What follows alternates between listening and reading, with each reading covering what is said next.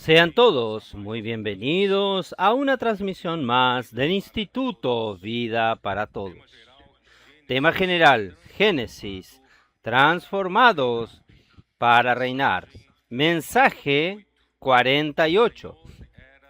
El Señor estaba con José y todo prosperaba en sus manos. Génesis capítulo 39, los versículos del 1 al 23. Antes aún de entrar en el capítulo 39, yo necesito complementar algo con relación al capítulo 38 del último mensaje, mensaje 47. Comenté muy rápidamente este capítulo 38 y yo no quise entrar en detalles. Sin embargo, yo necesito darles una mejor visión con relación a Judá. A pesar de mirar al comportamiento, a la manera de comportarse de los hijos de Jacob, y yo dije una vez que parecía que ellos no tenían mucho juicio, no eran muy coherentes. Igual que en Siquén, dos hijos suyos tramaron matar todos los hombres de esa ciudad y saquearon sus casas y también llevaron cautivos a las mujeres y a los niños. Y ahora, en, en el capítulo 37, cuando José, por mandato de su padre, para ir a ver a sus hermanos, para ver cómo ellos estaban y también sus ovejas. Cuando José llegó, sus hermanos tramaron matarle.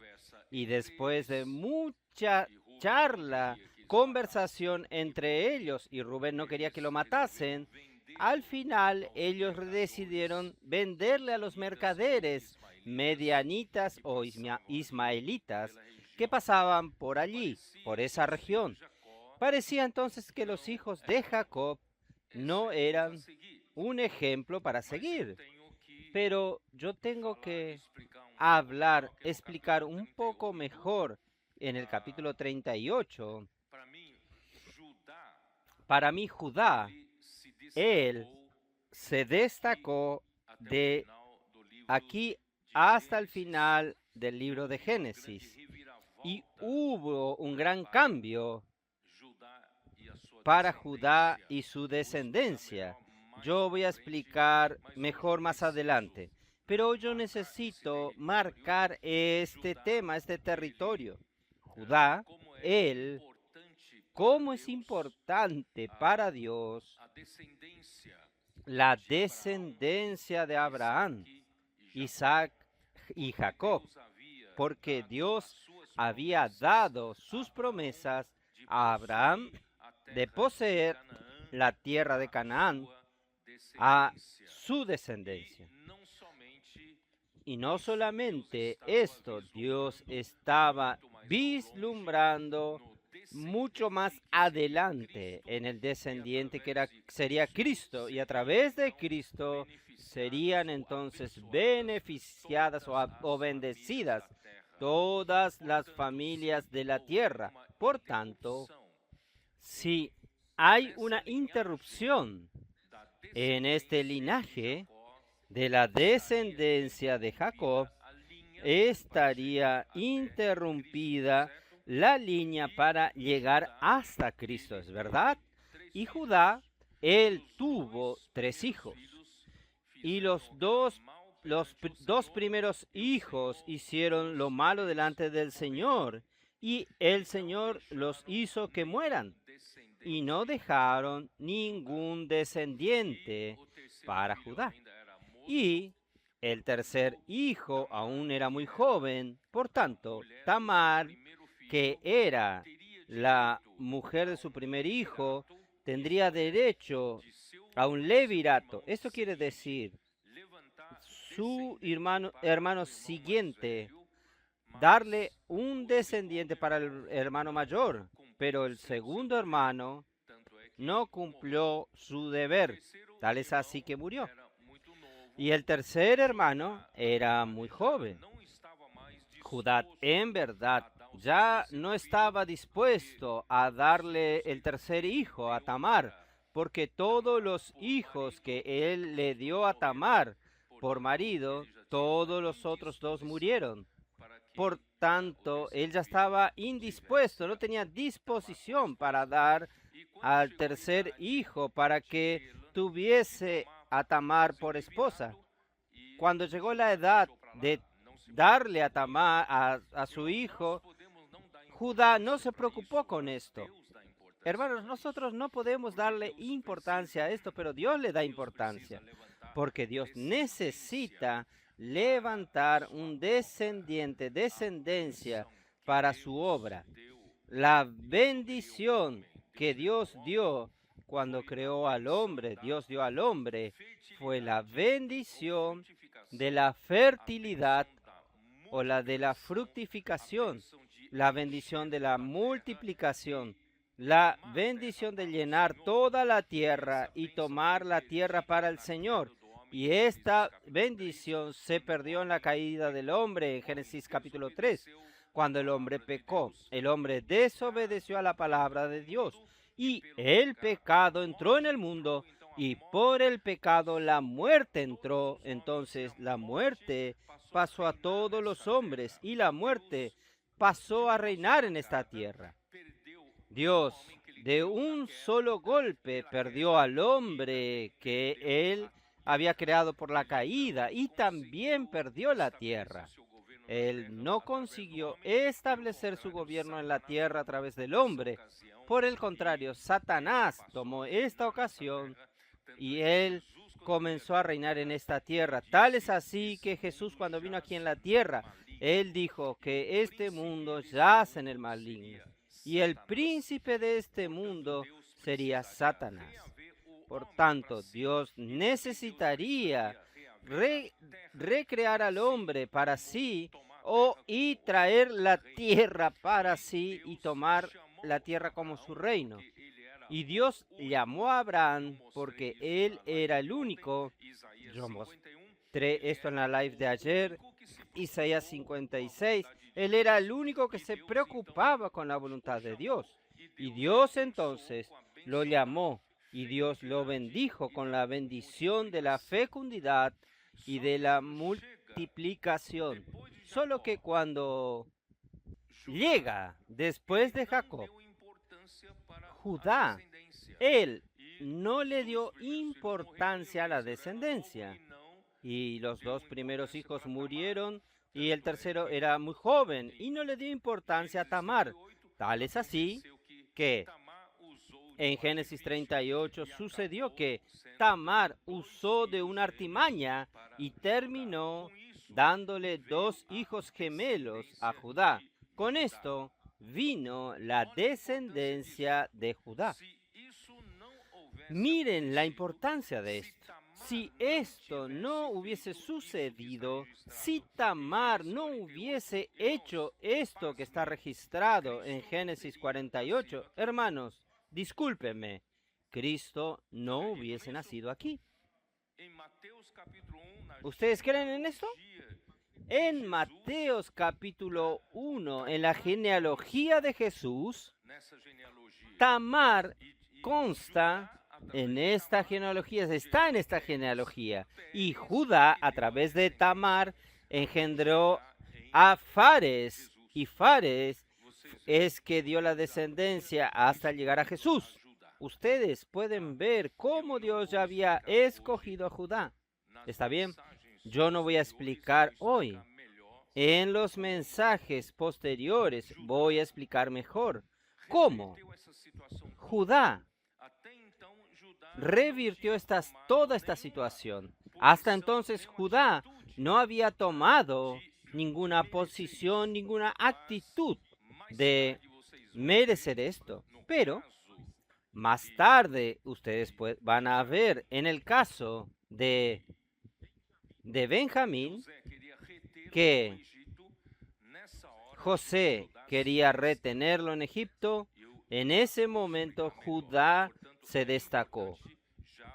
Allí yo voy a explicar mejor. Por tanto, es importante mostrar aquí para ustedes que en Génesis 38, aparentemente un capítulo insignificante, pero tiene mucho sentido.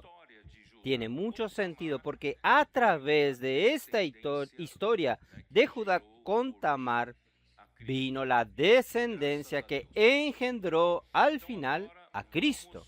Gracias a Dios por esto, ¿está bien? Entonces ahora vamos al capítulo 39, versículo 1. Llevado pues José a Egipto, Potifar, oficial de Faraón, capitán de la guardia, varón egipcio, lo compró de los ismaelitas que lo habían llevado allá.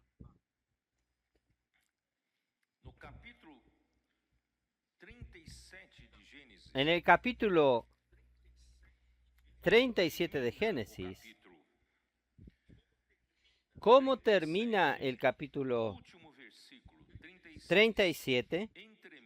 El último versículo 36.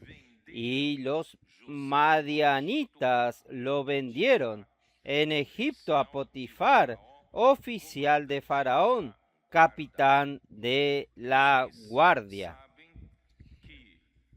Ustedes saben que los hermanos de José vendieron a José a estos mercaderes medianitas por 20 monedas de plata, ¿es verdad? Y el precio de un esclavo en aquel tiempo era de 30 monedas de plata. Por tanto, como ellos son vencedores, ellos necesitaban tener su margen de lucro, de ganancia. Por tanto, ellos compraron por 20 y vendieron a Potifar en Egipto por 30 monedas de plata, lo que vale un esclavo. Por tanto, José fue vendido a Potifar como un esclavo. ¿Está bien? Entonces, sean ismaelitas o madianitas, ambos representan a la carne. Hermanos, la carne no va a producir algo bueno, pero aquí, en este contexto, fue usado por Dios para que José estuviese en Egipto, aunque aún más precisamente en la casa de Potifar. Miren cómo Dios es soberano. Aunque la situación parezca ser un desastre, aunque una situación sea una situación tan triste, José estaba viviendo una buena vida en su casa, en la casa de su padre Jacob, que lo amaba más que a sus otros hermanos. Le dio una túnica de mangas largas, alguien muy especial en su casa, viviendo una buena vida. Sin embargo, usted percibe que José no era un niño mimado. Él era alguien que tenía juicio en su cabeza. Él era alguien equilibrado y él, cuando su padre mandaba a apacentar las ovejas junto con sus hermanos, él percibía lo que sus hermanos hacían mal. Él volvía y contaba a su padre. ¿Qué quiere decir esto? Quiere decir que José, a pesar de ser más joven en esa época, porque en esa época cuando José fue vendido a los mercaderes, el hijo más joven que Raquel dio a luz a Jacob fue Benjamín. Y Benjamín tenía solamente 1 año de edad. Esta referencia no tenían ustedes. Benjamín tenía solamente 1 año cuando sucedió esta situación de que los hermanos vendieron a José a los mercaderes. Por tanto, Benjamín aún era un bebé. José era el hijo más bien tratado en la casa, que todos los hermanos le odiaban y tenían envidia. Sin embargo, usted ve a José alguien equilibrado, alguien con mucho juicio en su cabeza. Y él, miren, la soberanía del Señor. Por eso, hermanos, no necesita lamentarse su mala suerte. Si usted pasó o pasa por algún momento en que parece que usted está pasando por el valle de sombra de muerte, todo da mal, estaba todo bien, pero de repente alguien por envidia como José te vende como un esclavo para Egipto, parece que todo estaba perdido. Aquel futuro brillante en la casa de Jacob se echó fuera.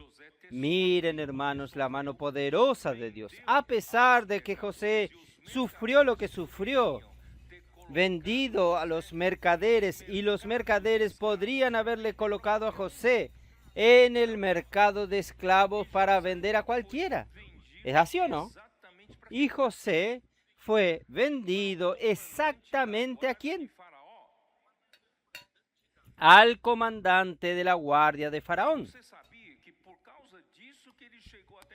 Y ustedes sabían que por causa de esto, que él llegó hasta Faraón. ¿Por qué?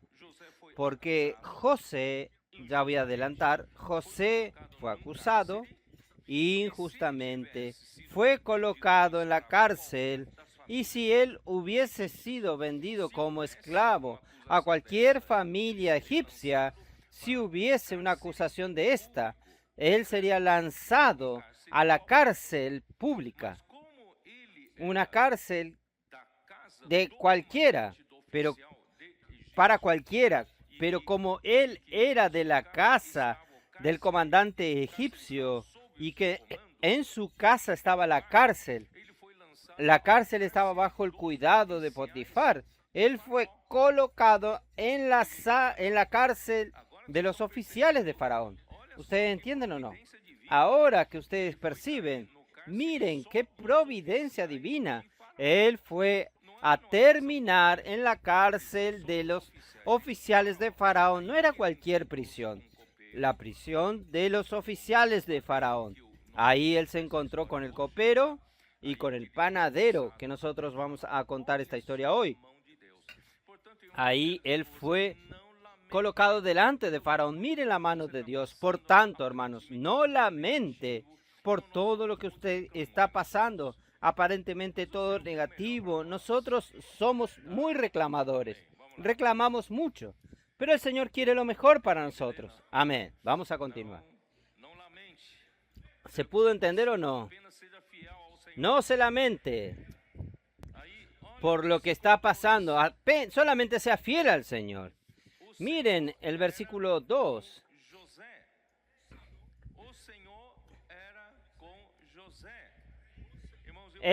Mas Jehová estaba con José, Yo quería decir esto a cada uno de ustedes. El Señor está con usted. Pero no es gratuitamente, no es porque usted recibió por suerte.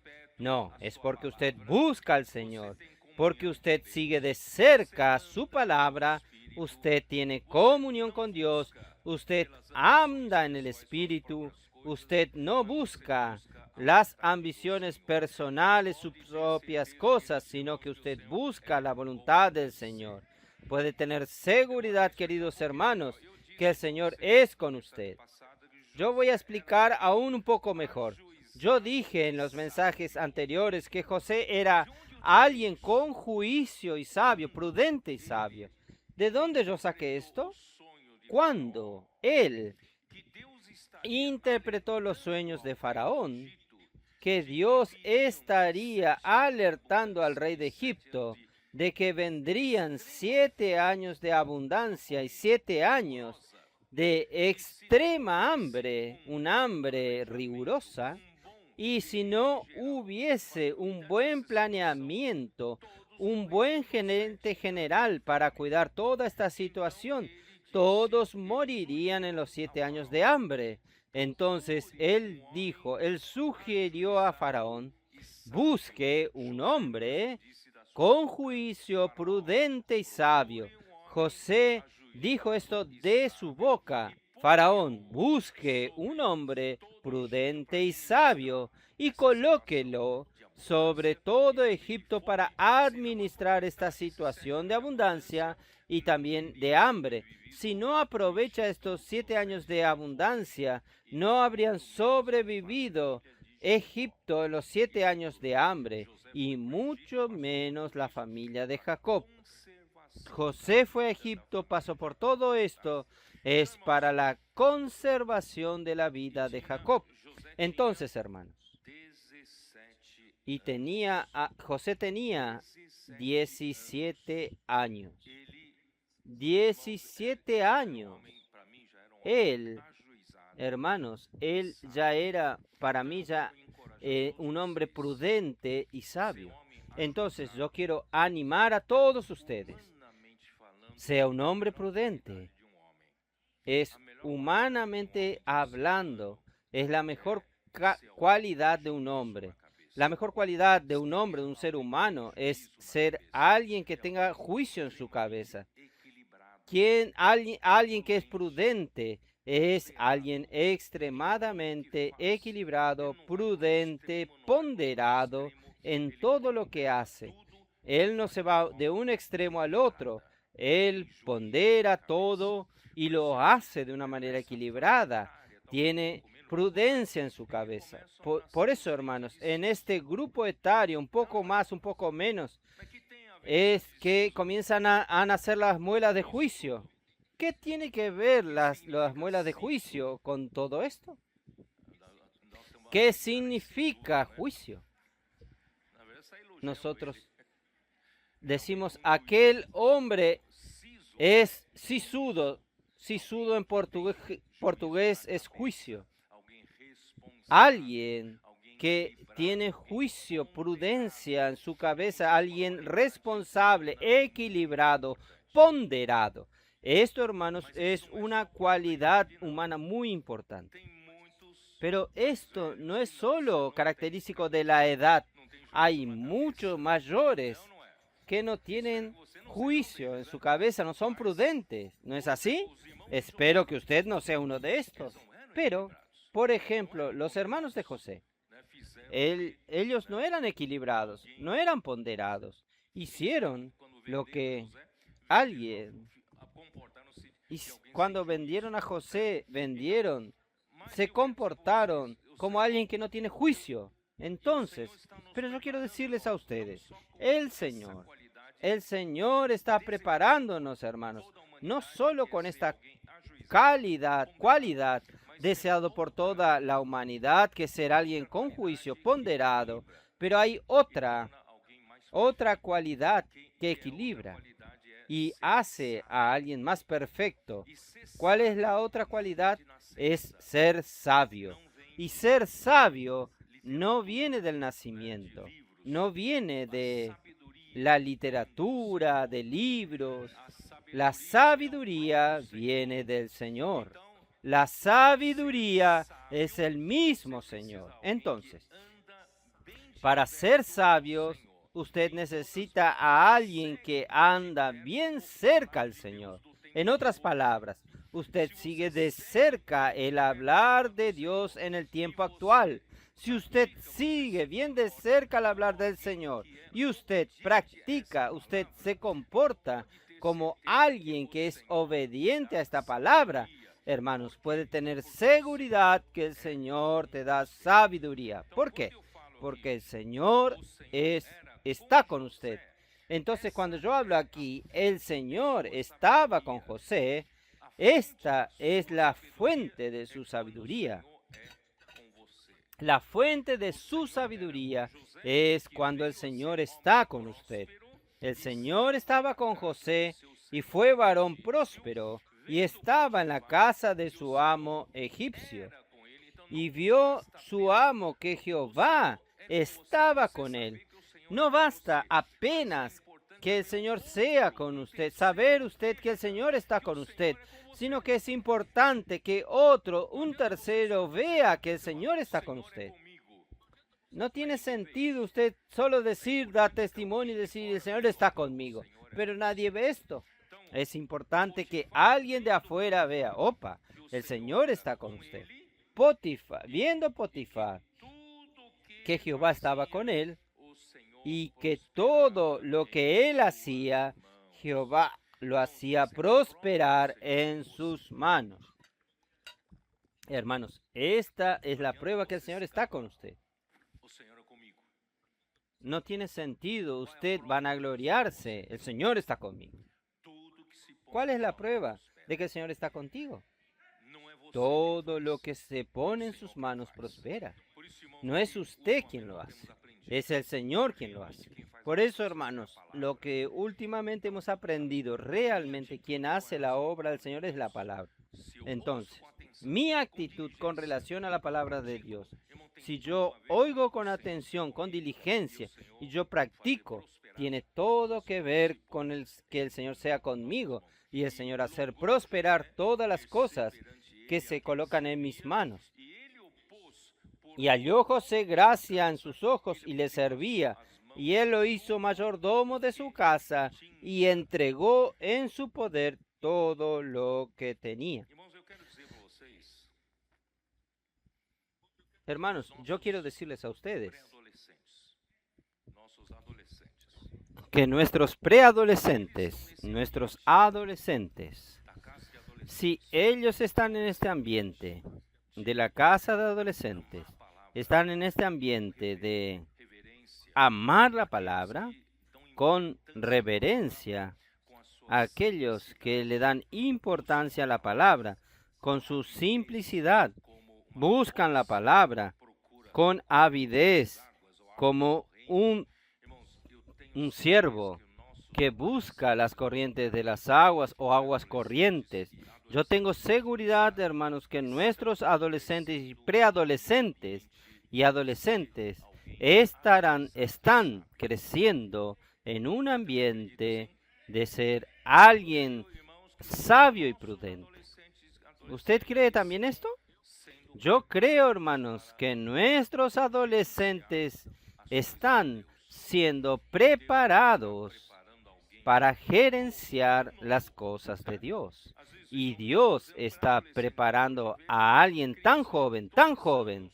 A veces yo estoy diciendo preadolescentes, pero hoy veo niños de 2 años. Ya están. ¿Cómo es, Amir? Su nieto de cuando tenía 2 años. ¿Cómo es? Decía asistí. Ustedes estaban viendo otra cosa en la televisión. No era dorama, ¿no? Viendo otra cosa en el televisor. Y un niño de 2 años le decía que ahora vamos a asistir Pedro. Entonces nuestros niños de 2 años ya crecen en este ambiente de amar la palabra del Señor con simplicidad, con reverencia. Es un momento de la palabra del Señor. Entonces ellos saben más que los adultos que es un momento de reverencia. Entonces allí aman la palabra del Señor y crecen en este ambiente. Este ambiente está formando a nuestros niños y niñas con juicio y sabios. Y personas con prudentes y sabios en las manos del Señor, ellas prosperan. Y todo lo que se pone en sus manos prospera, va hacia adelante. Porque el Señor necesita de ellos. El Señor necesita de estos que serán unos buenos administradores de la obra del Señor en la casa del Señor. ¿Ahí qué sucedió? José era tan prudente, tan sabio, y el Señor hacía prosperar todo en sus manos. Potifar vio que no había nadie mejor que él para gerenciar su casa. Todo le dio. Todo le dio. Y versículo 5. Y aconteció que desde cuando le dio el encargo de su casa y de todo lo que tenía, Jehová bendijo la casa del egipcio a causa de José.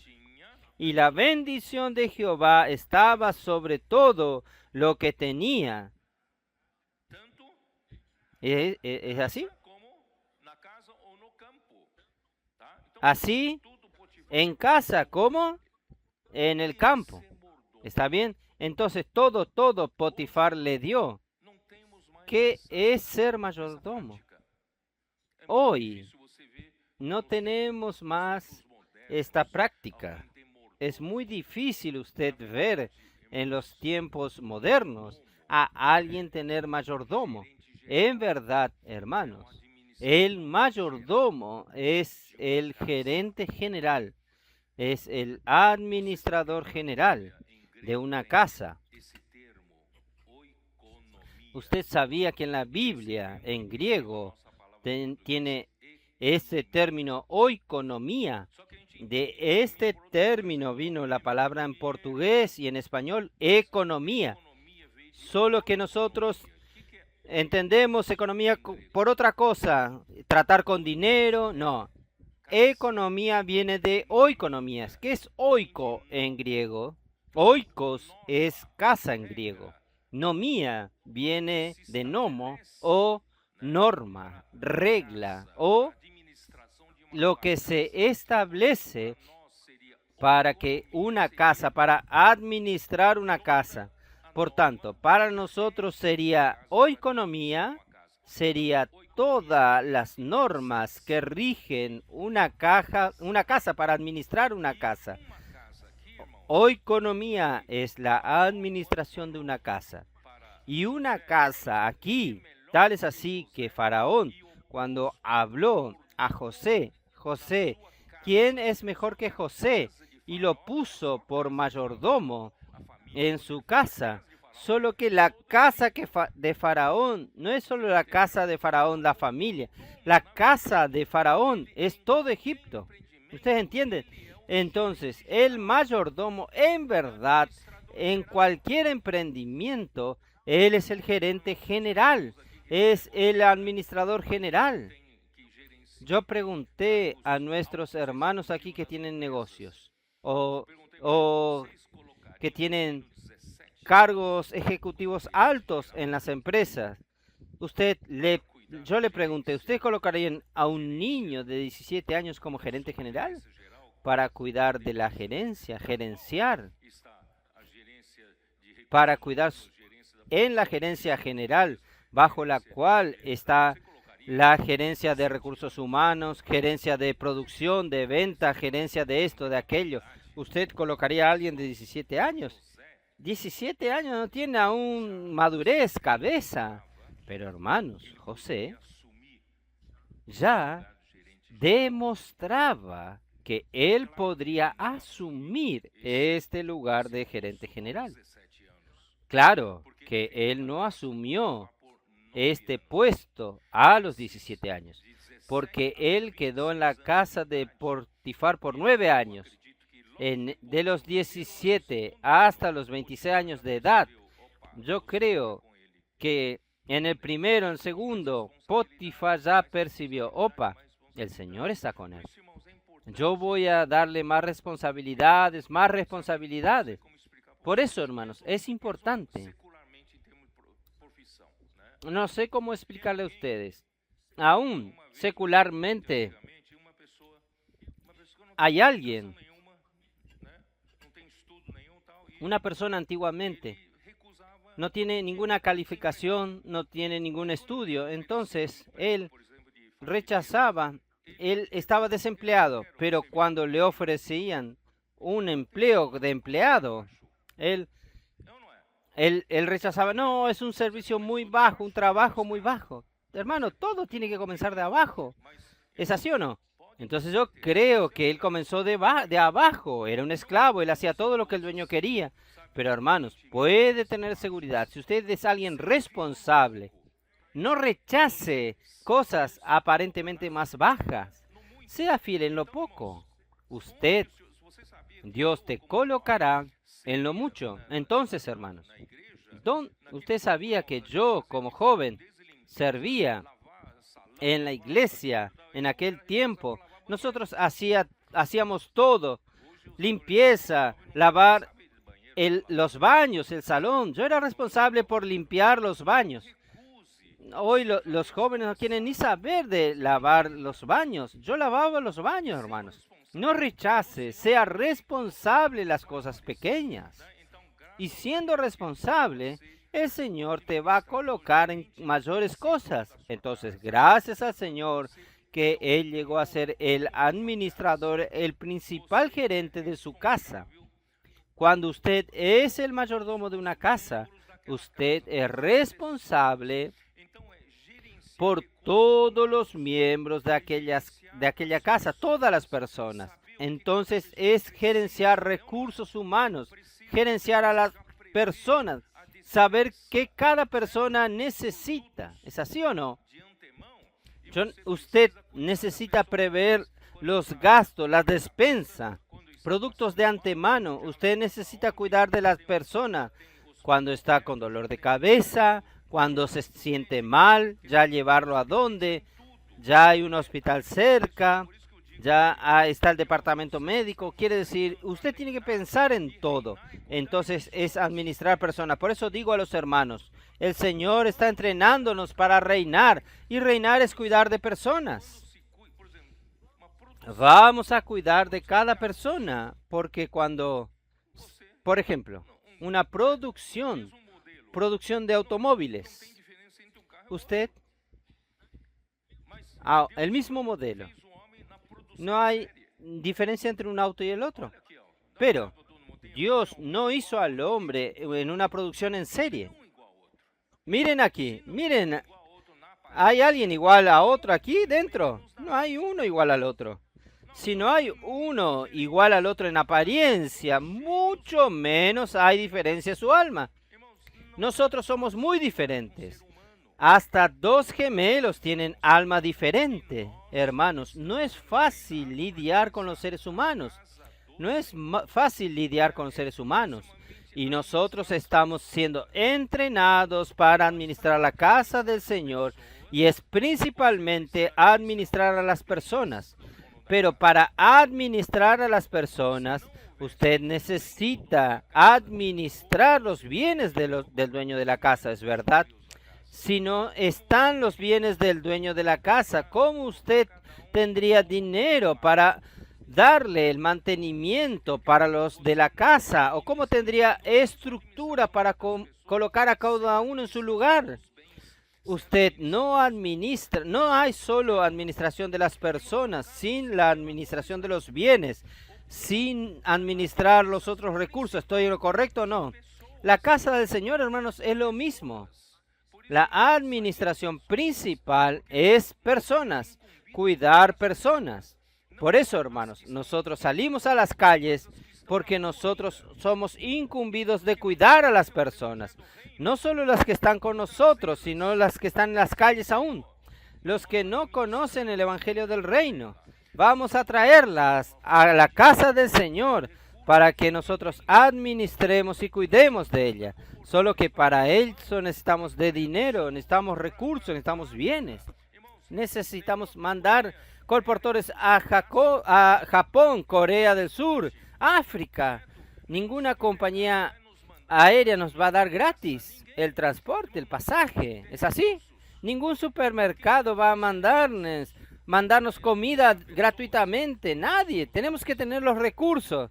¿Y quién administra los recursos para poder administrar personas? Somos nosotros. Miren cómo la obra del Señor necesita de usted. Entonces el Señor quiere preparar Josés. ¿Dónde están los Josés de hoy? Entonces él fue hecho mayordomo de la casa de Potifar, y mayordomo es el administrador central, principal. Versículo 6. Y dejó todo lo que tenía en mano de José, y con él no se preocupaba de cosa alguna, sino del pan que comía. Y era José de, ¿qué? Hermoso semblante y bella presencia. Aparte tenía eso también.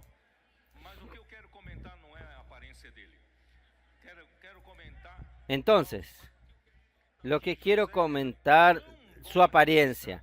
Quiero comentar, hermanos, que José era tan buen administrador que el dueño de la casa no necesitaba preocuparse con nada más. Con nada más. En 2017, yo percibí que a pesar de que el hermano Don, su ministerio venía dando palabra y muchas herramientas se nos dieron para avanzar, pero hasta aquel momento, hermanos, nosotros percibíamos que en la iglesia no habían muchos administradores. Habían muchos buenos predicadores de palabra, pero pocos personas que hacían operación de eso, hacían operable esas herramientas. Y lo que nosotros usábamos la palabra del hermano Don. Aquí en San Pablo yo traía en los lunes a las noches en una reunión de servicio y yo traía la última palabra del hermano Don para nosotros rumear. De allí surgió el término mover el caldero, la olla. Cada uno entraba, dirigiría y salía un banquete. Cada día lunes salía un banquete. Venían hermanos de otras ciudades para participar de la reunión de lunes. Hasta Mir venía a participar en nuestras reuniones de servicio. Nuestras reuniones de servicio eran tan lindas, tan llenas de la palabra, pero había un problema. La parte operativa que vino del comando de la palabra, cuando venía el otro lunes, yo percibía que poco fue hecho. Poco fue hecho. Nosotros estábamos cultivando muchos teóricos entre nosotros, pero pocos prácticos, operacionales. Y yo preocupado con esto. El hermano tiene encargo, tienen prisa. Las cosas del Señor tienen prisa. Las cosas del Señor tienen que colocarse en práctica rápida. Ahí yo comencé a llamar a los primeros valientes de David de San Pablo. Pero llamé a uno para representar y almorcé con él. Y le dije a él, yo necesito cambiar este perfil de la obra del Señor. Necesitamos ser más prácticos en la palabra del Señor. Ahí, como un joven, era el almuerzo, ya tenía que volver a su trabajo, porque en ese momento no tenía tiempo para nada, tenía que volver a su trabajo y me preguntó, hermano Pedro, dígame exactamente lo que usted quiere de nosotros. Yo creo que ya estaba impaciente él. Ahí yo conté aquella historia de David, el rey David. Suspiró en querer beber el agua que estaba en el pozo de las puertas de Belén, donde estaban todos los ejércitos de los filisteos para luchar en contra de él. Estaban en la línea del enemigo. Y los valientes de David no le preguntaron a él. Ellos fueron hasta allí, corriendo el riesgo de morir, trajeron el agua para él. Hermanos, yo solo hablé esta ilustración. Ahí el hermano dijo, entendí. Ahí él se fue. Entonces, hermanos, ¿qué quiere decir esto? Dios necesita de alguien que entienda su suspiro. Alguien sensible al deseo del corazón de Dios cuando Él habla una palabra. Y nosotros tenemos que estar listos como mayordomos de la casa de Dios, ya colocar en práctica. No sé si ustedes me entienden. O usted demora en colocar en práctica. A usted le gusta oír mensajes, oye un mensaje, oye otro, y es lento en la práctica, en la acción. Hermanos, vamos a ser rápidos en la acción. A veces, media palabra que se habla usted ya entiende y va detrás de la práctica. De esto es lo que el Señor necesita. El Señor necesita de muchos administradores, muchos gerentes en la obra del Señor. Y a partir de allí, hermanos, es que entraron los valientes de David ya en 2017. Y el Señor nos dio encargo de hablar fuertemente más hace 2 años atrás, de 2 años atrás hasta hoy. Miren, hermanos, lo que los valientes de David están revolucionando la vida de la iglesia. Muchas cosas yo necesito más preocuparme. Todo lo que se coloca en sus manos está siendo ejecutado. ¿Por qué? Porque, hermanos, están aprendiendo a ser fieles mayordomos de la casa del Señor. Pero aún es poco. Yo les dije a los hermanos, yo fui miedoso de levantar estos valientes de David, Ribeirão Preto. Aquí hay 2 hermanos de Ribeirão Preto, 2 valientes de David, Franca y Ribeirão Preto. Yo tuve miedo. Ustedes no escucharon el llamamiento en la primera vez. Yo fui intentando, tratando con su paciencia, pero gracias al Señor, ellos están acompañando de cerca. ¿No es así, Beto? Yo estoy siendo insistente con los de Campina. Aún no llegaron todos, pero la región aquí de Sumaré, Piracicaba, Limera, se están levantando ya. Y aún aquí, más aquí en la región del Gran San Pablo. Aleluya, están levantándose. El ABC Paulista, ¿qué más? La Vallada Santista, ustedes oyeron la invitación de la conferencia en Vallada, en Santos. ¿Quién más aquí? Guarulhos, aleluya. Guarulhos, el Valle do Paraíba, aquellos hermanos de la región de Lorena. Están locos cuando yo no hago mención de ellos. Jundiaí. Entonces, somos más. Yo voy a continuar intentando, presionando, y ustedes van a ayudarme a gerenciar esto. Ustedes van a traer a más Josés para la obra del Señor. Amén. Bueno, ahora viene la parte José. Bueno, vamos a hacer lo siguiente. Yo preparé aquí.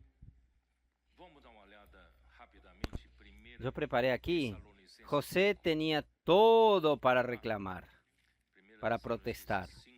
Vamos a ver rápidamente, primera de Tesalonicenses 5. Vamos a verlo. Primera Tesalonicenses capítulo 5, versículo del 15 en adelante. José tenía todo para ser vengativo. Hermanos, yo no sé cómo ustedes. Algunos tienen un carácter más vengativo. Guardan resentimiento. Guardan rencores. Esto no le hace bien a su salud. ¿Está bien? Aquel que tiene mucho rencor, hermanos, tiene mucha raíz de amargura, no arrancadas, y usted vive con aquello. No es bueno para usted, hermano. Es mejor limpiar rápido. Entonces aquí dice, mirad que ninguno pague a otro mal por mal. Antes seguid siempre lo bueno, uno para con otros y para con todos. Hermanos, José tenía todo para retribuir lo que sus hermanos hicieron con él. Entonces, hermanos, él podía estar guardando esta amargura por 20 años. Cuando llegó el momento que sus hermanos fueron a pedir el alimento a él sin saber que era él tenía todo para castigarlos. Pero él no era alguien que pagaba mal por mal. Antes seguí siempre lo bueno unos para con otros. Hermanos, no guarde raíz de amargura. Si dentro de este recinto usted tiene a alguien que usted no le puede mirar en su cara, en su rostro, vamos a aprovechar ahora. Puede ser hasta su cónyuge, pero hermanos, no vamos a guardar mal, no vamos a guardar rencores, vamos a hacer siempre el bien entre nosotros y para con otros y para con todos. Versículo 16. estad siempre gozosos. Si usted es aquel que guarda rencores, amargura, usted no consigue sonreír. Cuando alguien le habla a usted para alegrarse, usted tiene esta sonrisa amarilla. Vamos a regocijarnos siempre. Gracias al Señor. ¿Quién está sirviendo al Señor en este nuevo ritmo, según la palabra del Señor, hermanos? El semblante cambió. Están siempre alegres. Hermanos, esto es, no se puede disfrazar tanto en alegrarnos, en no mostrar tristeza. ¿Quién está andando cerca de la palabra, cerca de la presencia del Señor, vive siempre alegre? Versículo 17. Orad sin cesar. Hermanos, en el pasado nosotros aprendimos la única manera de orar sin cesar es estar invocando el nombre del Señor en todo momento. Oh Señor Jesús, oh Señor Jesús. Yo practiqué esto por muchos años, pero nosotros aprendimos hoy que aparte de invocar el nombre del Señor, es rumear la palabra del Señor. Cámara de energización, inmersión refinada, grito de guerra. Hermanos, todo esto nos ayuda a estar orando sin cesar, porque la palabra de aguas corrientes nos lleva a la presencia del Señor. Si nosotros estamos en la presencia del Señor, estamos siempre conversando con Él, estamos viviendo ¿qué? Dialogando con Dios, hablando con Dios. Esto es orar sin cesar. Cualquier situación que está delante nuestro, nosotros oramos por aquellas situaciones. Somos alguien que no necesita un momento específico de oración. Si somos aquellas personas que estamos orando sin cesar. Versículo 18. Dad gracias en todo, porque esta es la voluntad de Dios para con nosotros en Cristo Jesús. Hermanos, parece algo fácil dar gracias en todos, pero yo diría a ustedes, por la experiencia, es la experiencia más difícil, porque muchas veces yo estoy reclamándole al Señor, muchas veces algo pequeño, un pequeño atraso en el tránsito, una fila más larga, una situación inusitada, inesperada, que usted no esperaba. Yo me veo, yo mismo caigo, estoy murmurando con el Señor, aquello que está sucediendo conmigo. Hermano, nosotros somos, cuando Proverbios habla de mujeres rencillosas, es difícil convivir debajo del mismo tiempo con una mujer rencillosa. Los maridos van a decir, es mi mujer. No, Dios trata al ser humano como una mujer y el hombre, el ser humano, es muy rencilloso. Todo él lleva por el lado de la rencilla, de la reclamación, de la murmuración. ¿Usted es así? Creo que le voy a preguntar si usted es así. Hermanos, vamos a parar de reclamar. Vamos a parar de ser rencilloso. Vamos a dar gracias a Dios por todo. ¿Ya pensó si José, él fuese a reclamar al Señor? Señor, usted me hizo pasar por todo esto. Mis hermanos me trataron de esta manera tan maligna. Me vendieron como un esclavo. Oh, oh vida, oh azar. Yo no quiero más saber nada del Señor. ¿Ya pensó esto? José iba a perder la mejor porción. Entonces, hermanos, vamos a dar gracias a Dios por todo. Usted sabe que a veces usted tiene un problema intraspasable. Yo estoy hablando de mi experiencia. No voy a contar mi experiencia. Mi experiencia cuando aún era joven, estaba pasando una experiencia imposible que yo pase por esa situación, pero el Señor comenzó a molestarme. Yo estaba en el ómnibus en San Pablo. Yo estaba quejándome de aquella situación intraspasable. Vino un sentimiento dentro mío. En todo dar gracias. Yo dije, ¿cómo dar gracias en una situación así? El Señor insistió, en todo da gracias. Gracias. Yo quedé quieto, en todo da gracias. Ahí yo comencé a dar gracias por aquella situación que no aún había pasado. La situación aún estaba allí. Comencé a dar gracias al Señor. Yo comencé a llorar en la butaca de un ómnibus y no conseguía parar de llorar. No era tristeza, era alegría. Por eso, hermanos, allí el problema después de eso pasó. Hermanos, en cuanto usted insiste en murmurar contra las situaciones, el problema está allí. Pero cuando usted da gracias, al Señor, el Señor dice, no necesita más este problema. Él ya venció este problema. Ahí pasa por el problema. ¿Ustedes entienden? Entonces, en todo dad gracias porque esta es la voluntad de Dios en Cristo Jesús para con vosotros. No apaguéis al Espíritu. ¿Qué es no apagar al Espíritu?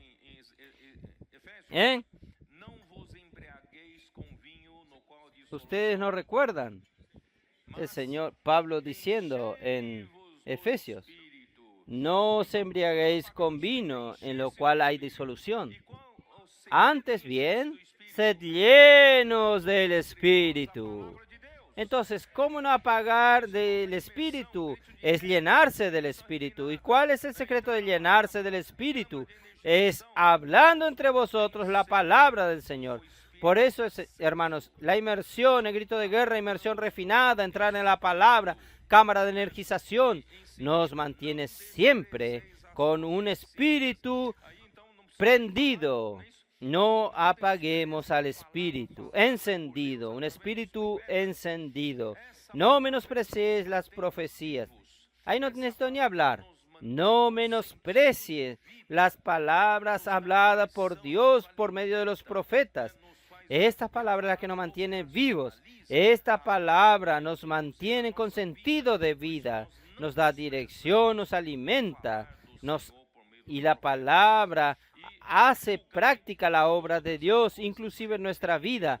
Por eso nosotros no despreciamos el hablar del Señor por medio de los profetas. Examinadlo todo, retened lo bueno.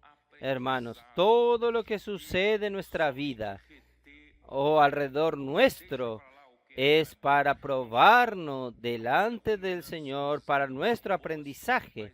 Solamente retener lo que es bueno. Deje aparte lo que no es bueno.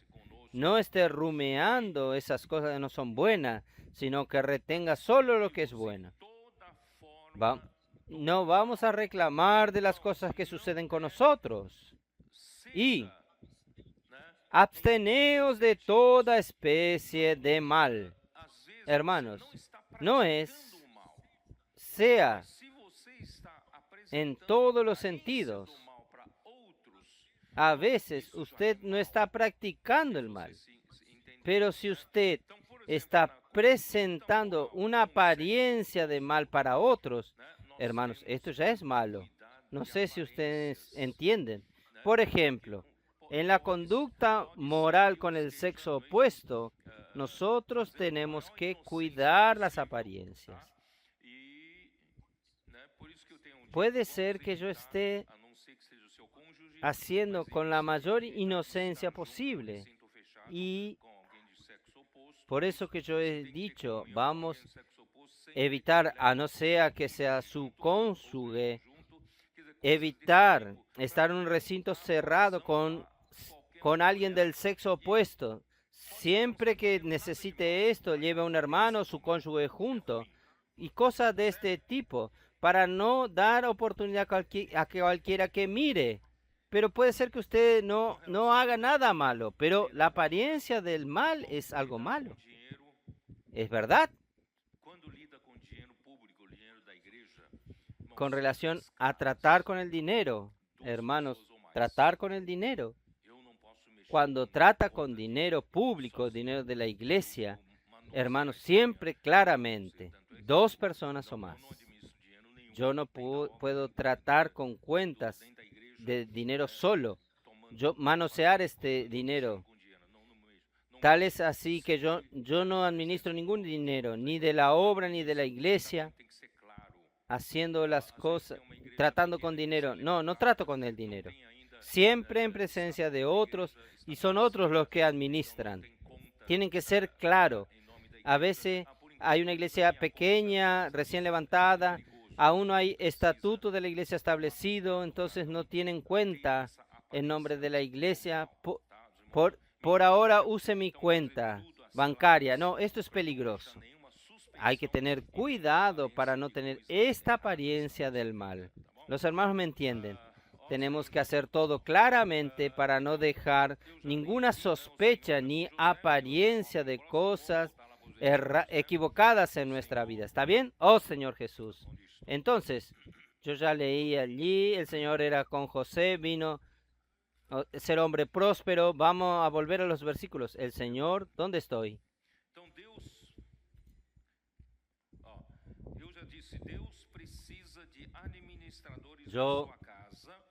Entonces yo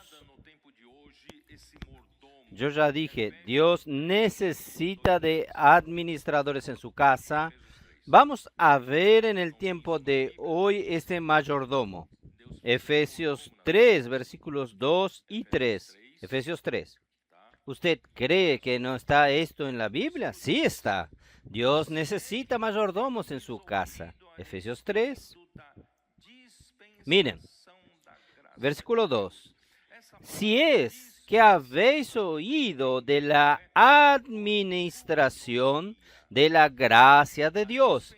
Esta palabra administración aquí en griego es oikonomía. La dispensación es oikonomía. Oikonomía de la gracia de Dios que me fue dada para con vosotros. Es la administración de la casa de Dios confiada a mí, dice Pablo. Pablo era entonces el mayordomo de la casa de Dios. Pablo tenía una responsabilidad en administrar las cosas de la casa de Dios. Administrar sobre la casa de Dios, que es la iglesia. Pero administra ¿qué cosa? Vamos a ver. Versículo 8.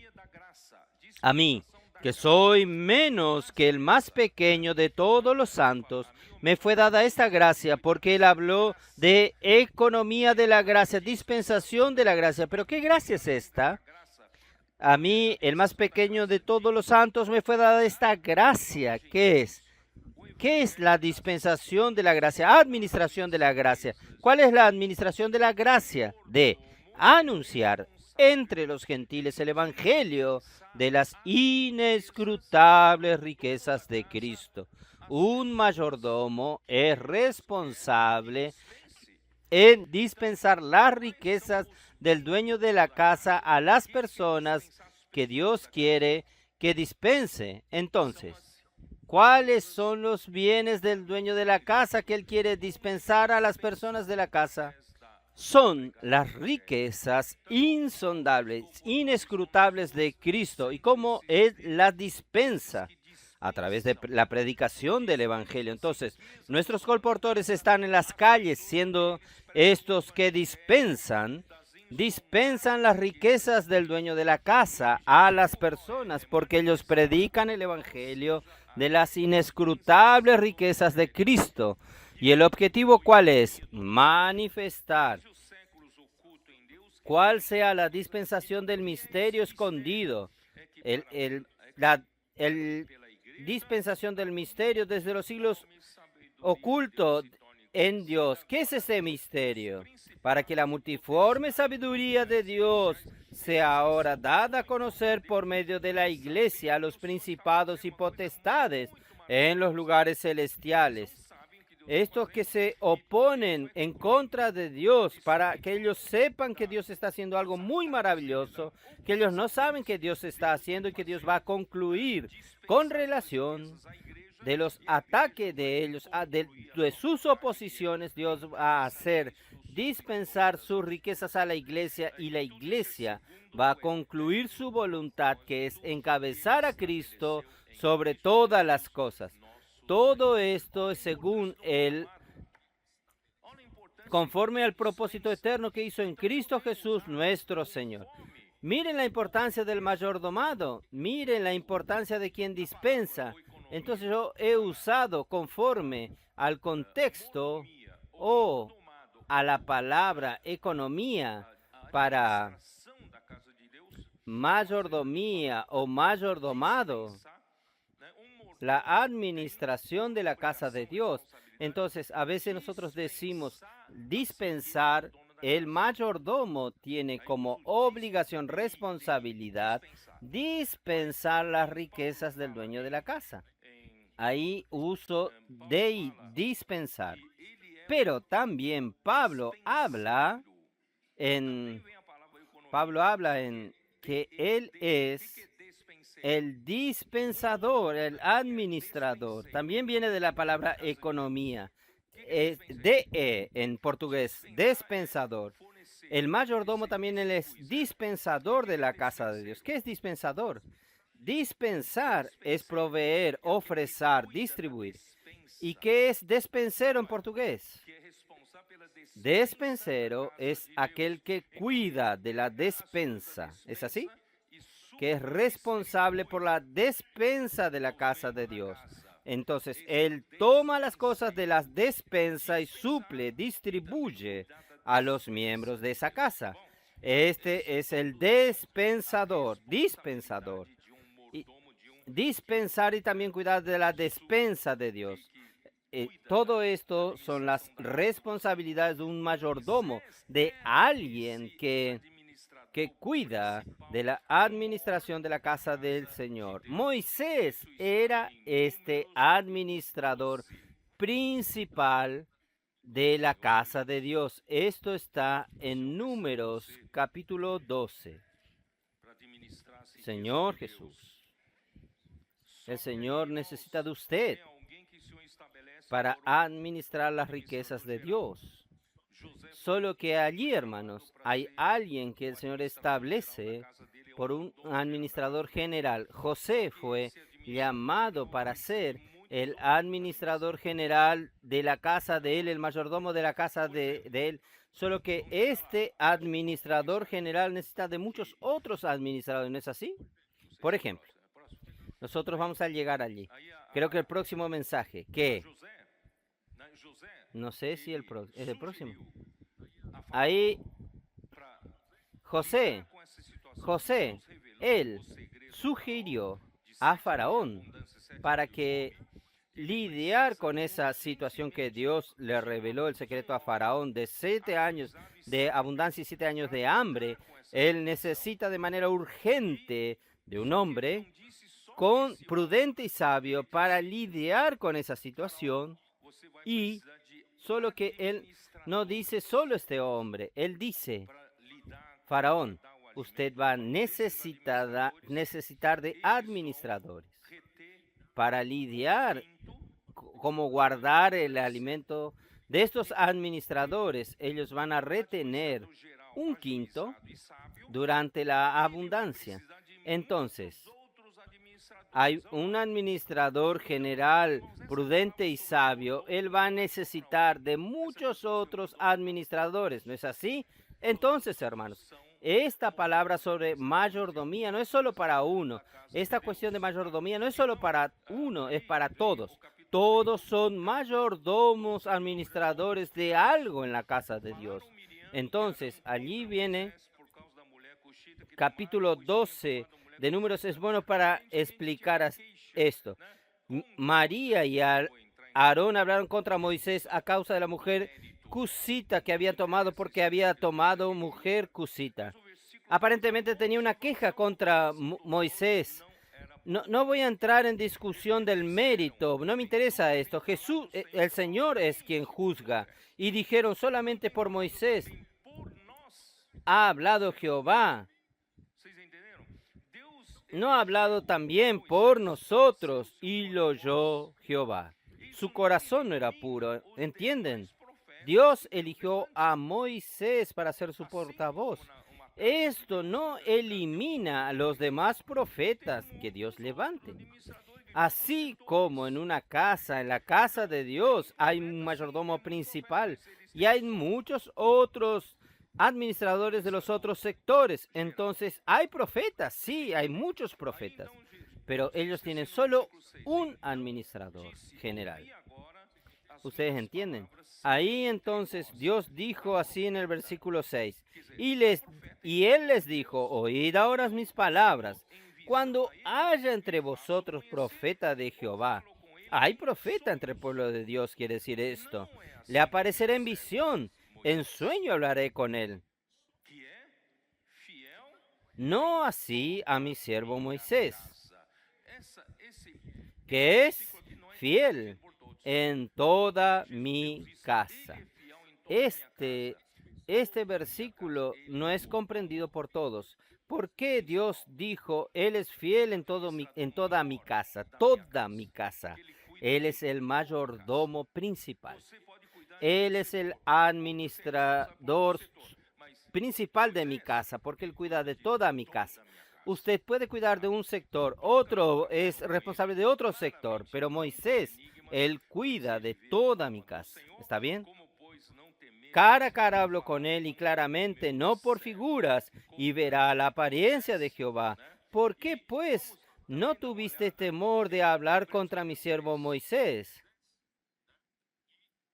Vamos también a mirar en Hebreos capítulo 3.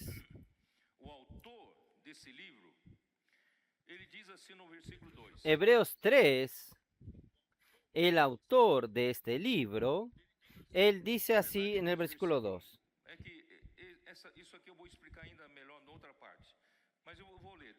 La verdad, en verdad, desde el versículo 1. Esto yo voy a explicar mejor en otra oportunidad. Voy a leer desde el versículo 1 para ustedes. Por tanto, hermanos santos, participantes del llamamiento celestial, considerad al apóstol y sumo sacerdote de nuestra profesión, que nosotros confesamos a Jesús. ¿Usted no confesa a Jesús? Confiesa a Jesús. Usted sabía que al Jesús que usted confiesa, ¿qué es confesar a Jesús? Cuando usted dice Jesús es mi Señor, usted confiesa a Jesús. Cuando usted invoca Señor Jesús, usted está confesando a Jesús que Jesús es el Señor. Él no es alguien que nosotros confesamos. Solo que usted no sabe que Jesús también es apóstol. Jesús también era sumo sacerdote, solo que del orden de Melquisedec. El Jesús que confesamos, Él es fiel al que lo constituyó. Dios constituyó a Jesús para que Él sea el responsable por la casa de Dios. ¿Ustedes sabían esto? Jesús era el responsable principal por la casa de Dios. Él es fiel a aquel que lo constituyó, como también lo era Moisés en toda la casa de Dios. ¿Saben por qué Él insiste aquí en toda la casa de Dios? Porque Él es administrador principal de toda la casa. Moisés era fiel a aquel que lo constituyó en toda la casa de Dios. Jesús también era fiel a aquel que lo constituyó. Por tanto, de tal mayor gloria que Moisés es estimado digno cuanto tiene mayor honra que la casa, el que la hizo. No sé si ustedes entienden que Dios estableció una casa y colocó a Moisés como su administrador principal, mayordomo. Pero ¿por qué Jesús tiene más honra que él? ¿Por qué Jesús es aquel que estableció la casa? ¿Ustedes entienden? Porque toda la casa es hecha por alguno, pero el que la hizo todas las cosas es Dios. Y Moisés, a la verdad, fue fiel en la casa de Dios como siervo para testimonio de lo que iba a decir, pero Cristo como hijo sobre su casa. Cristo aquí ya no habla como siervo, sino como hijo en su casa, la cual casa somos nosotros. Hermanos, la casa de Dios no es este lugar. La casa de Dios somos nosotros. Y si retenemos firmes hasta el fin la confianza y el gloriarnos en la esperanza. Oh, Señor Jesús. Por eso, hermanos, David también aprendió a cuidar de las ovejas, asumiendo la responsabilidad por las vidas de las ovejas, para que un día él fuese llamado para cuidar del pueblo de Dios. Esto es, para edificar la casa de Dios. Esto está en 2 de Samuel. Vamos a ver 2 de Samuel 7, versículo 6.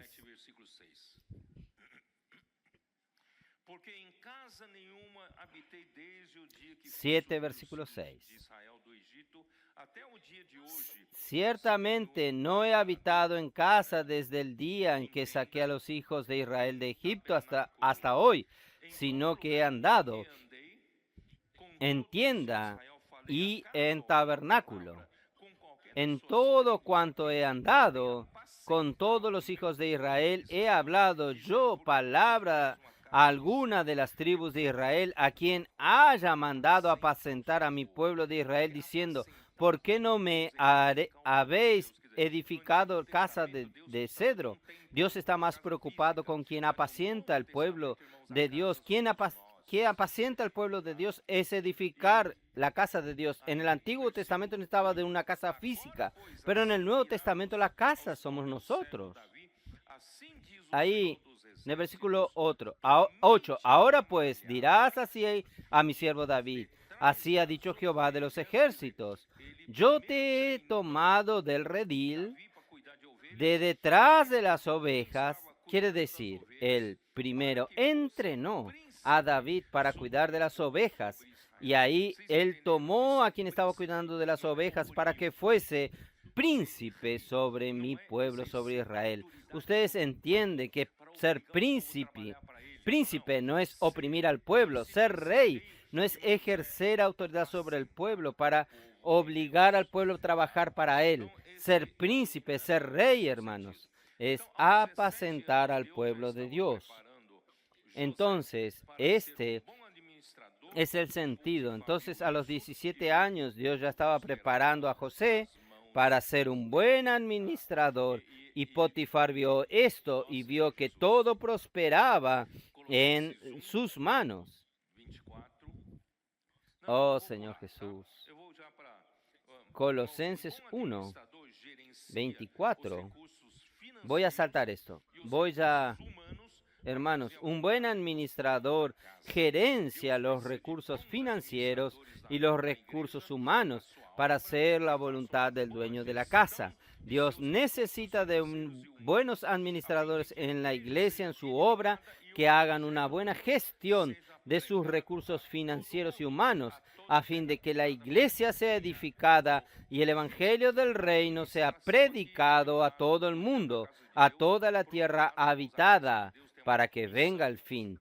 La administración aquí es, por un lado, cuidar la casa de Dios, y por otro lado, la casa de Dios tiene una misión, una responsabilidad de predicar el evangelio del reino a toda la tierra habitada.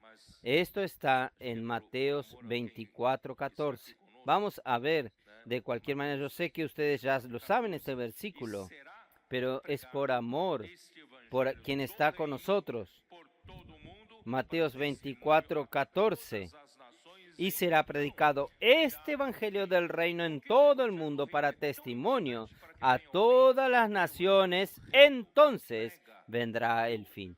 ¿Por qué el evangelio del reino es tan importante para que venga el fin? Porque el evangelio del reino predica que el reino de Dios necesita ser establecido hoy en la iglesia. Entonces nosotros no solamente predicamos el evangelio de alguien que no vaya al infierno y vaya al cielo. No, nosotros predicamos el evangelio que lleva a las personas a vivir bajo el encabezamiento de Cristo. Esta es nuestra misión. Y para esto, hermanos, nosotros necesitamos de buenos administradores. Hoy, hermanos, yo dije, hoy hay varios José conmigo aquí. Estos José están aliviándome mucho la carga. Ellos administran personas y recursos. Administran personas que mandan al exterior. Voy a repetir: Japón, Corea del Sur. Al final de abril y mayo Vamos a ir hasta allá, vamos a Europa, vamos a Madrid, vamos a Lisboa y después nosotros vamos hasta Corea del Sur. Vamos a Japón, visitar a los hermanos y quien cuida de mandar misioneros, de cuidar de los misioneros para que las iglesias sean levantadas en estos nuevos continentes. Hermanos, nosotros tenemos un grupo de José que están administrando los bienes del Señor y los recursos humanos, personas. Y lidiar con personas no es fácil. Tiene que saber quién es, cuidar bien de las personas. Y no solo allí, hermanos. Europa, hermanos, yo tengo un presentimiento que el Señor quiere que nosotros rápidamente entremos en Europa Oriental. Este europeo, a pesar de la guerra en Rusia y Ucrania, yo creo que enseguida va a madurar que nosotros entremos no solo en Ucrania, sino también en Rusia. Y todo el este europeo tiene a Rumania, Hungría, ¿cómo se dice? República Checa. Yo siento, hermanos, que a pesar de esta guerra que está asustando a todo el mundo con Irán, yo creo que va a llegar un momento que vamos también a entrar en Irán. Parece que las cosas están madurando ahí. Hermanos, ¿quién está? Yo no voy a poder atender todo solo. Gracias al Señor necesita muchos administradores. Ustedes van a ayudarme a administrar tantos recursos financieros a través de los inversores del reino, microinversores del reino, y también administrar recursos, personas, misioneros. Misioneros va desde la casa de adolescentes, CP, PAC, casa de colportores, y vamos también a avanzar más en África, vamos a avanzar más en América del Norte, México, América Central, hasta aún en Oceanía. Queremos entrar más fuerte y necesitamos de muchos administradores. Oh, Señor Jesús. Ahí viene esta parte que José era lindo. José era hermoso. Tenía un buen porte y buena apariencia. Ahí la mujer de Potifar puso sus ojos en él. Yo no tengo ni ganas ni voluntad de hablar de esto, pero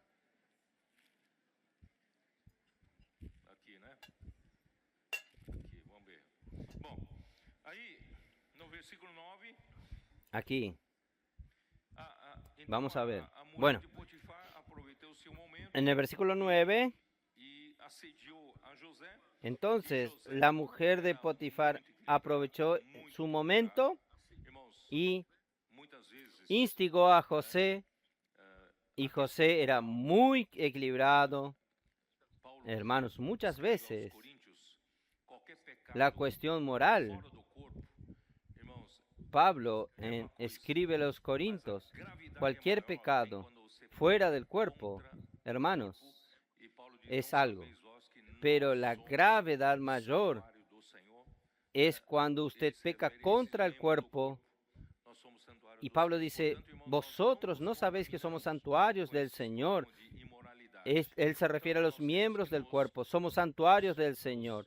Por tanto, nosotros no nos contaminamos con estos problemas de inmoralidad. Por tanto, hermanos, tenemos que guardarnos, porque si ustedes que hoy están, gracias al Señor, siendo perfeccionados para servir al Señor, tanto en la casa de adolescentes, el CEPEP, quiero dejar claro algo. Nuestros adolescentes menores de edad no hacen colportaje. Ellos hacen el proyecto Panes y Peces. Trabajan con libros donados y con distribución gratuita. Aquí en Brasil solamente nosotros obedecemos la legislación brasilera. Solo hacen colportaje quien es adulto. ¿Está bien? Entonces los menores de edad, ustedes trabajan con penes y peces. Si usted está en presencia de algún adulto, el adulto puede hacer el colportaje. Entonces, este punto quiero dejar muy claro. Nosotros no estamos aquí para infringir la ley. Nosotros obedecemos la legislación del país donde estamos.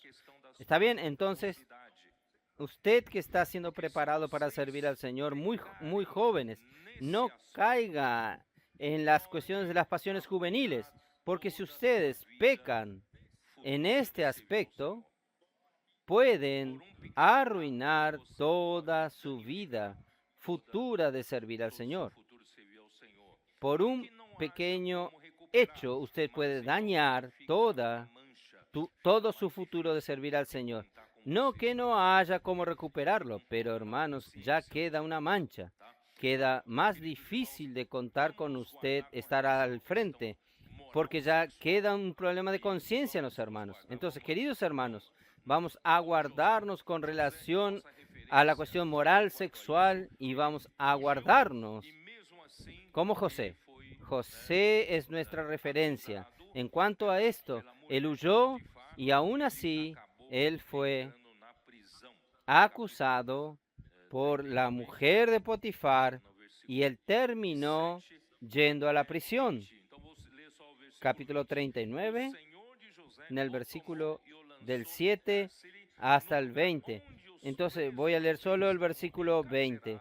Y tomó su amo a José y lo puso en la cárcel, donde estaban los presos del rey.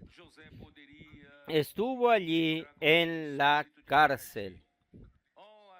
Otra vez José podría entrar con un espíritu de reclamaciones. Oh azar, oh vida, ¿por qué Dios me da lo peor solo a mí? No reclame, dé gracias al Señor. Entonces, oh Señor Jesús, por eso que Pablo exhorta a Timoteo para huir de las pasiones de la mocedad. Segunda a Timoteo 2:22. Todos ustedes bajo 20 años, vamos a leer junto conmigo. Segunda de Timoteo 2:22. 2:22. Huye también de las pasiones juveniles y sigue la justicia, la fe, el amor y la paz con los que de corazón limpio invocan al Señor. Otra vez. Huye también de las pasiones juveniles y sigue la justicia, la fe y el amor y la paz con los que de corazón limpio invocan al Señor. Amén. Ahora, hermanos, rápidamente voy a comentar José en la cárcel.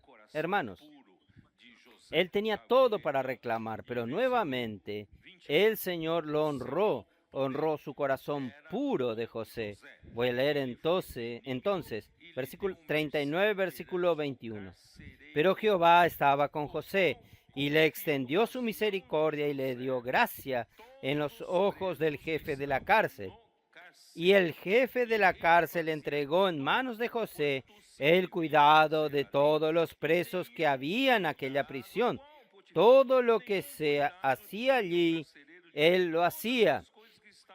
No necesitaba atender el jefe de la cárcel cosa alguna de las que estaban en cuidado de José, igual que Potifar, porque Jehová estaba con José y lo que él hacía, Jehová lo prosperaba. Hermanos, no reclame de su mala suerte, no reclame de la situación adversa. Alabe al Señor porque el Señor le está preparando a usted.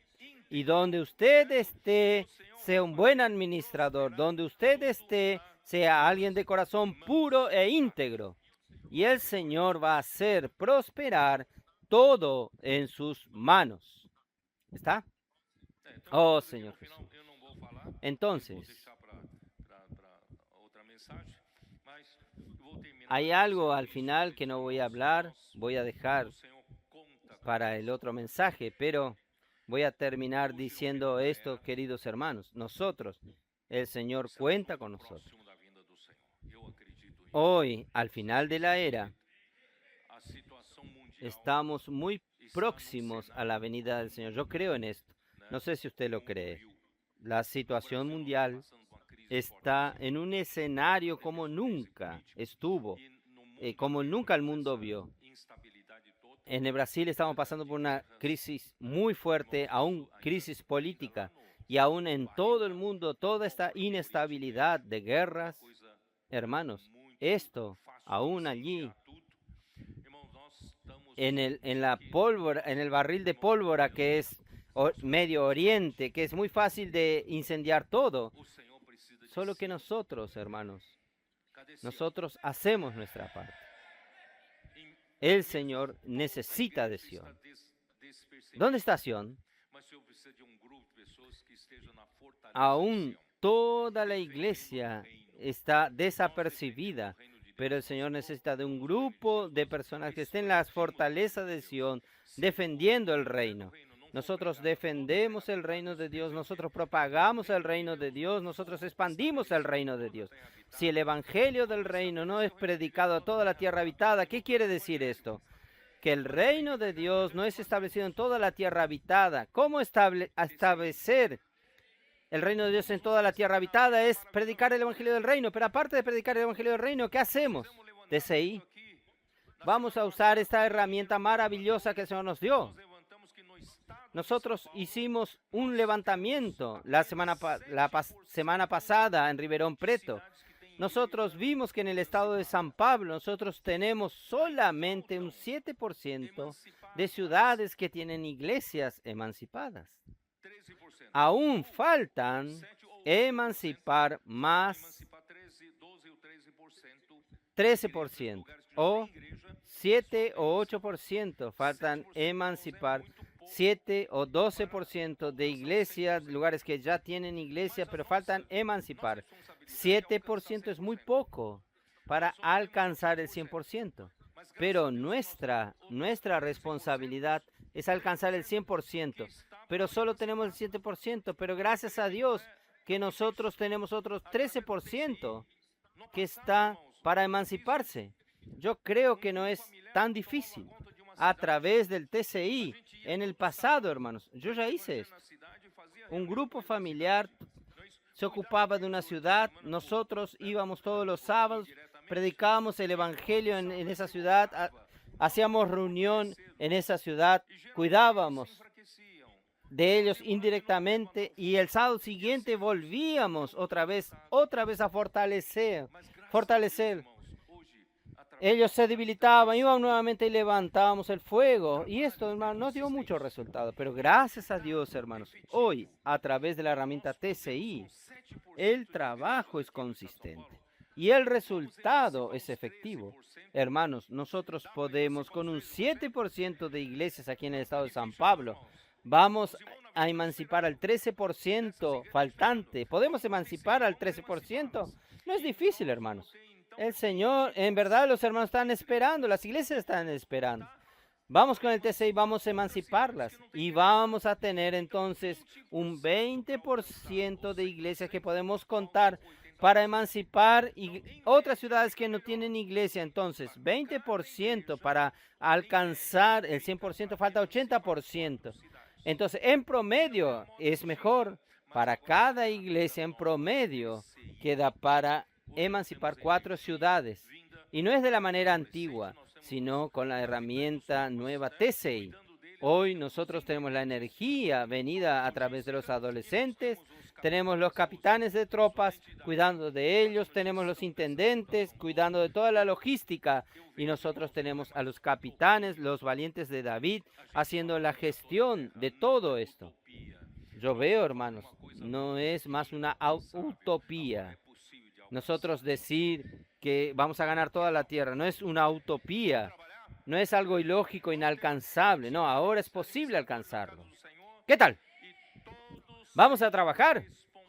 Vamos a tener bastante administradores en la casa del Señor y todos sean responsables. Recuerden que yo dije, nosotros necesitamos de perseverancia. Hoy estoy bien, mañana no estoy bien. La semana que viene, no cuenten conmigo. Hermanos, no podemos ser así. Vamos a hacer columnas. Vamos a ser perseverantes, ser constantes. Hermanos, pueden contar conmigo. Aunque sea lanzado en la cárcel como José, hermanos, aún estoy firme para trabajar por el Señor. El Señor los bendiga a ustedes. Amén.